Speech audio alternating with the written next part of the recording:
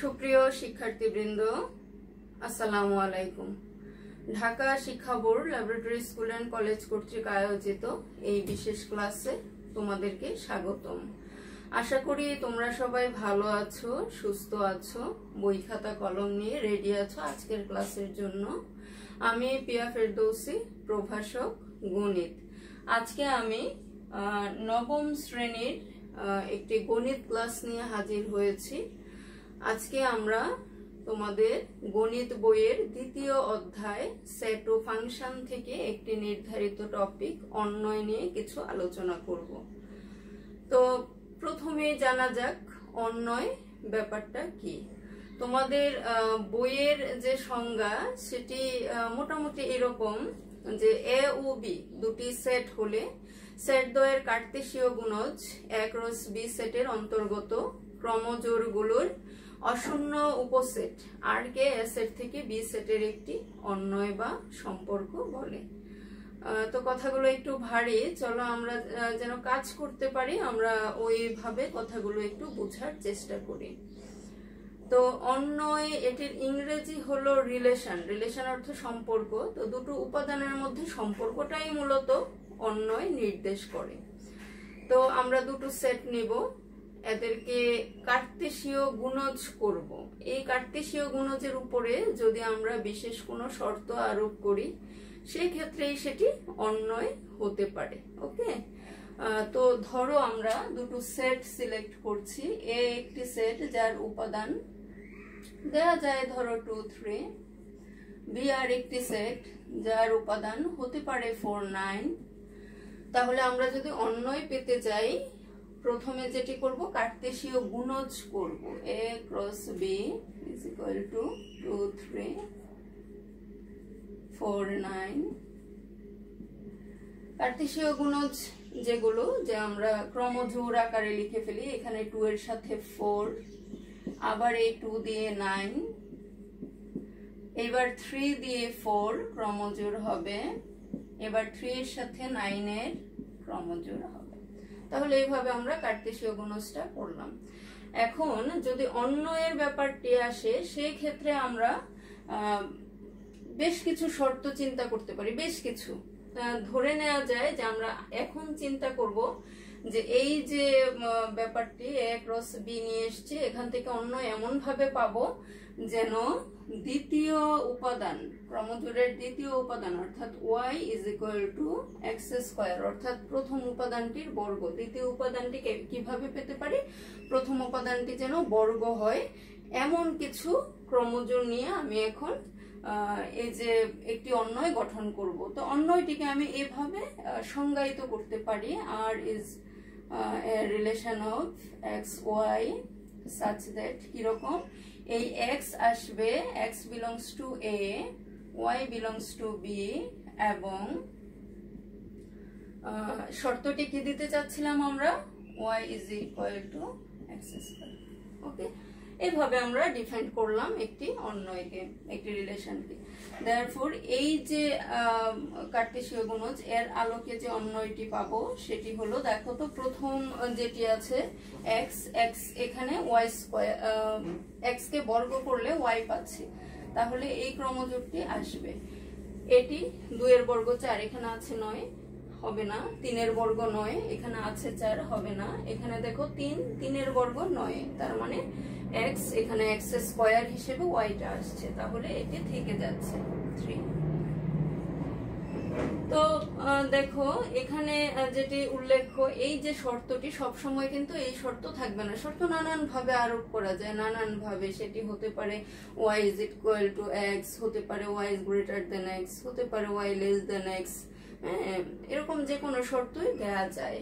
ওকে, তাহলে আমরা মোটামুটি দেখলাম যে দুটো সেট থাকলে সেখান থেকে অন্বয় কিভাবে নিয়ে আসা যায়। তাহলে অন্বয় আনার প্রসেসটি হলো, প্রথমে আমরা কার্তেশীয় গুণজ করব। কার্তেশীয় গুণজের পরে আমরা দেখব যে প্রদত্ত অন্বয়ের জন্য যে শর্ত আছে সেটির জন্য কোন কোন ক্রমজোড় হচ্ছে, ওই অনুযায়ী আমরা অন্বয়গুলো লিখে ফেলবো, ক্রমজোড় গুলো দিয়ে অন্বয়টা লিখে ফেলবো। এখন এই অন্বয়ের আর দু একটি ব্যাপার একটু আমরা আলোচনা করে আমরা বইয়ের যে নির্ধারিত প্রবলেম বোর্ডে লেখা আছে সেগুলো সলভ করতে যাব। অন্বয়ের ডোমেন এবং রেঞ্জ দুটো ব্যাপার আসে। তাহলে এই অন্বয়ের ক্ষেত্রে আমরা এভাবে লিখব যে dom of R is equal to প্রথম যে উপাদানগুলো আছে সেগুলোকে নিয়ে গঠিত সেটই হলো ডোমেন। হ্যাঁ, তাহলে প্রথম এখানে আছে 2, এখানে আছে 3, এই দুইটি উপাদান নিয়ে যদি আমি সেট গঠন করি, যেহেতু সেটের কথা আসছে অবশ্যই দ্বিতীয় বন্ধনী, তো এভাবে আমরা পেলাম ডোমেন অফ আর। তাহলে ডোমেনটা কি দাঁড়াচ্ছে? কোনো অন্বয়ের যে প্রথম উপাদানগুলো আছে অর্থাৎ এক্স, সকল ক্রমজোড়ের এক্স গুলোকে ক্রমান্বয়ে নিয়ে গঠিত সেট। আর রেঞ্জ সেটি কি হতে পারে? দ্বিতীয় যে উপাদানগুলো আছে সেগুলোকে নিয়ে গঠিত সেট। 4, 9। ওকে, তাহলে আমরা আরেকবার একটু সারাংশ দেখে চলে যাচ্ছি। যে দুটো সেট দেওয়া থাকবে তাদের কার্টেসীয় গুণজ করব, নির্ধারিত শর্তে ফেলে আমরা অন্বয় গঠন করব। অন্বয়ের ক্রমজোড়গুলোর প্রথম যে উপাদান সেগুলোকে নিয়ে গঠিত যে সেট সেটি হলো ডোমেন, লিখব ডোম অফ আর। দ্বিতীয় যে উপাদানগুলো আছে সেগুলোকে নিয়ে গঠিত সেট হবে রেঞ্জ, লিখব রেঞ্জ অফ আর, দ্বিতীয় বন্ধনী দিয়ে হবে। ওকে, এই মোটামুটি অন্বয় সংক্রান্ত অল্প স্বল্প কিছু কথা। এবার চলো আমরা বোর্ডে লেখা প্রবলেম গুলো সলভ করব। এক কি আছে দেখো, যদি a is equal to 3, 4 এবং b is equal to 4 হয়, এখানে x belongs to a, y belongs to b হয়, তবে a ও b এর উপাদানগুলোর মধ্যে x is greater than y সম্পর্ক বিবেচনা করে অন্বয়টি নির্ণয় করো। তাহলে কি দাঁড়াচ্ছে? a একটা সেট, b একটা সেট। তো অন্বয় যখন গঠন করব তখন ক্রমজোড়গুলো x, y এভাবে আসে। এখানের x গুলো আসবে a সেট থেকে, y গুলো আসবে b সেট থেকে। আর শর্তটা কি দাঁড়াচ্ছে? x is greater than y। তাহলে চলো আমরা ধারাবাহিকভাবে করে ফেলি। তাহলে দেওয়া আছে কি কি আছে? একটা সেট যার উপাদান 3, 4, b একটা সেট যার উপাদান 2, 4। ওকে, এবং প্রদত্ত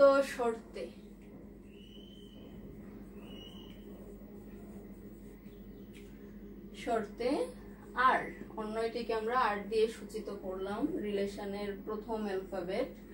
সেটি কিভাবে আসতে পারে? ক্রমজোড় এরকম, R is a relation of X Y, ক্রমজোড় হিসেবে আসছে such that x belongs to a, y belongs to b এবং শর্তটি কি?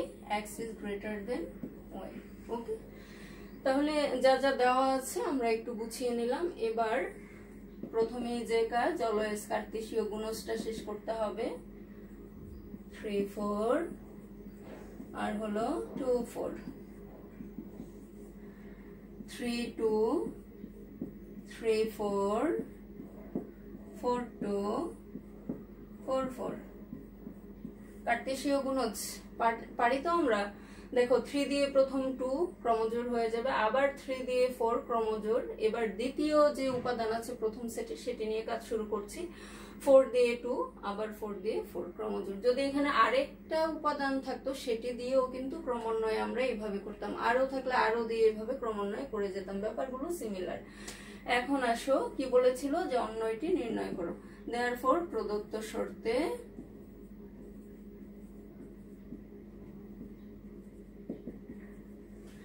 এখন এখান থেকে এমন সকল ক্রমজোড় আমরা নির্ধারণ করব যেখানে x is greater than y, অর্থাৎ x প্রথম যে উপাদানটি আছে সেটি দ্বিতীয়টি থেকে বড়।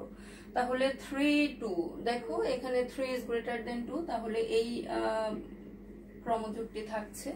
দ্বিতীয়টি খেয়াল করো 3, 4, প্রথমটি কিন্তু ছোট হয়ে গেল, কাজে এটা কাউন্ট করা যাবে না। তৃতীয়টি 4, 2, 4 is greater than 2, কাজেই 4, 2 থেকে যাচ্ছে।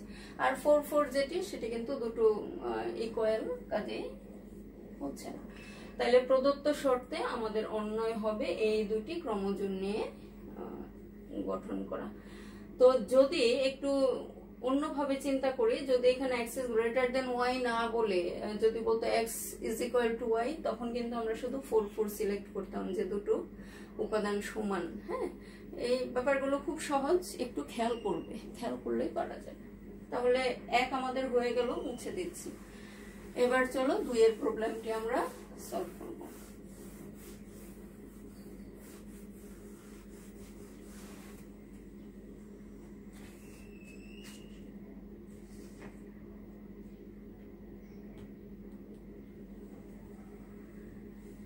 দুইয়ে কি আছে, যা যা দেওয়া আছে সেগুলো লিখে নেব। দেওয়া আছে সি সেট, সেটি -1 0 1 2 3, ওকে, এবং r is equal two, sorry এখানে r না, অন্য এটাকে সূচিত করা হচ্ছে f দিয়ে, আমরা তাই করব, belongs to C, y belongs to C, এবং y is equal to 2x, ওকে। তাহলে C দেওয়া আছে, f দেওয়া আছে, তো এই ক্ষেত্রে খেয়াল করো আমাকে কি বলেছে, অন্য এটি তালিকা পদ্ধতিতে প্রকাশ করতে হবে। তো এটা হচ্ছে সেট বিল্ডার মেথড, সেট গঠন প্রণালীতে আছে। তো আমরা এটিকে তালিকা পদ্ধতিতে প্রকাশ করব। এটির জন্য নির্ধারিত একটি নিয়ম আছে, সেটি আমরা এখন ফলো করব, একটু খেয়াল করো। হ্যাঁ, তো আমরা লিখব যে প্রদত্ত শর্তে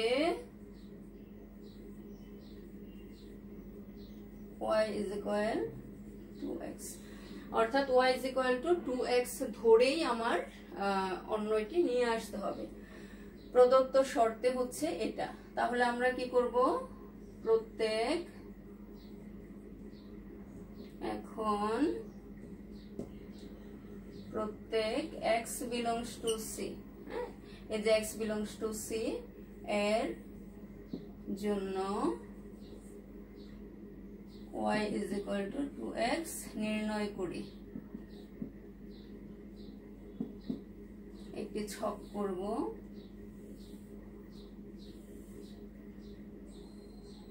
x দিব, y দিব, ওকে। তো x এর কয়টি ভ্যালু, 5টি, 4,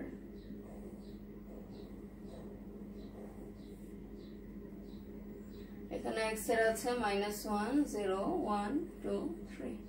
তাহলে -1 যদি এখানে বসাই, y কি হবে, -2, যখন 0 তখন 0, 1 হলে 2, 2 হলে 4, 3 হলে 6, ওকে। তাহলে এখন আমরা মনে মনে যদি ক্রমজোড়গুলো গঠন করি, -1 -2 0 0 1 2 2 4 3 6, এভাবে 5টি ক্রমজোড় হতে পারে। এখন খেয়াল করো এখানে কিন্তু শর্তে বলা y belongs to C, তাহলে এই যে y এর ভ্যালুগুলো আমরা পেয়েছি, এখান থেকে কোন কোন ভ্যালুগুলো C সেটে আছে এবং কোন কোনগুলো নেই। -2 কি আছে, নেই। 0 আছে, 2 আছে, 4 নেই, 6 নেই। তাহলে আমরা এখন একটা লাইন লিখতে পারি যে যেহেতু -2 4 6 উপাদানগুলো C সেটে নেই, সেহেতু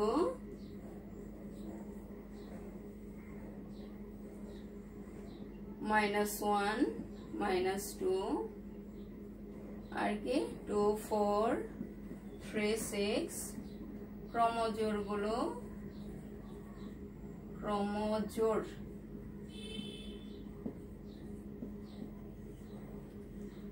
অন্যয়ে থাকবে না। therefore নির্ধারিত অন্যয় f আমরা কি পাচ্ছি, এই ক্রমজোড় থাকছে না, তাহলে থাকছে 0 0, থাকছে 1 2, এই দুটোই, তাই না, -1 2 4 তো চলে গেল, এই দুটোই। তাহলে এই 0 0 আর 1 2, দেখো এখানে x belongs to C 0 আছে, তারপর 1 আছে, 0 আছে, টু আছে, এগুলো নিয়ে আমাদের অন্যটি হলো। এখন আমাদের সর্বশেষ যেটি ডোমেইন রেঞ্জ করতে হবে। therefore ডোম f 01 এবং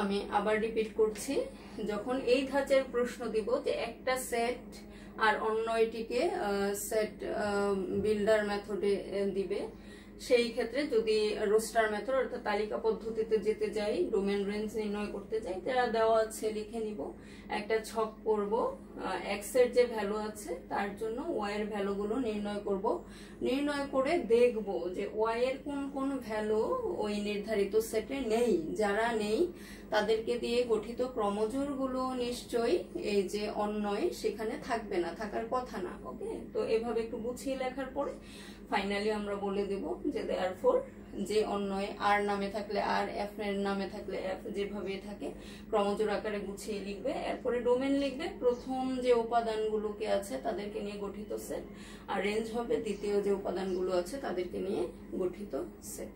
ওকে, তো অন্যয় তোমাদের এই সিলেবাসটাতে খুব লিমিটেড কাজ, এগুলোর মাঝে সীমাবদ্ধ। তো আশা করি তোমরা আজকের কনসেপ্ট নিয়ে বইয়ে যে প্রবলেমগুলো আছে সেগুলো করতে পারবে ইনশাল্লাহ। যে দুটো প্রবলেম আমরা করেছি এগুলো বইয়ে আছে, তোমরা বই থেকে বাকি প্রবলেমগুলো নিজেরা প্র্যাকটিস করবে। আবারও দেখা হবে আগামীতে, ভালো থাকবে সবাই, আল্লাহ হাফেজ, আসসালামু আলাইকুম।